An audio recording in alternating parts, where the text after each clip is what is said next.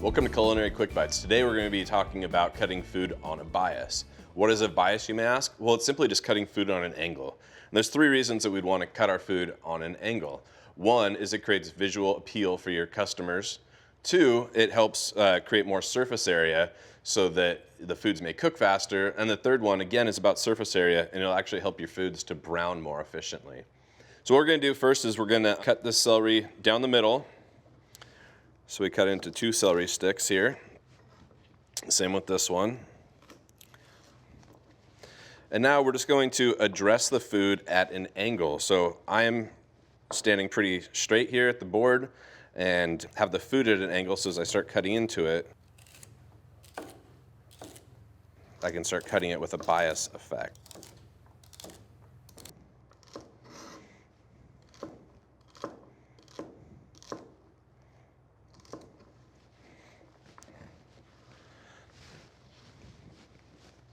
You can also, if you prefer, work at a slightly different angle, whatever's more natural for you. So here I just reverse the angle. I'm working across the food.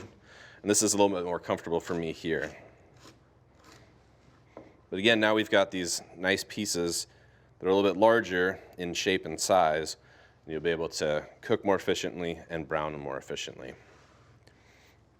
Oftentimes we see bias cuts done on green onions or scallions, and people are always amazed by how that's done. So the way I do it is I start with down here on the end, on the stem end, and I stage my onions here already at a little bit of an angle in how I texture and layer those in.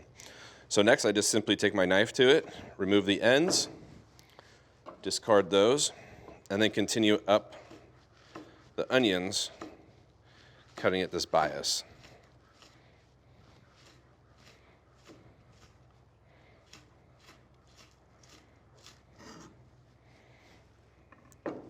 Now we've got beautiful bias cut onions. The last one I'm going to show you is for larger, coarser vegetables like a carrot here. And the reason we'd want to cut this on a bias might be for roasting these and trying to make sure that we get some nice color on them. So I'm going to start by cutting right in the middle of the carrot. The reason being is this part's thicker, so I want to address these separately. This one I'll be splitting, this one I can leave as is. So I'll start at the end again. And the goal here, because we're going to be roasting these all together, is to make sure they're uniform in size. Nothing too much bigger, too much smaller than the other one, so they cook evenly. So these are all about the same size. Now I'm going to take this one, I'm going to split it down the middle here. I'm going to address each part on its own. So again, I'm cutting nice even, but at an angle. And then bringing this guy back over here.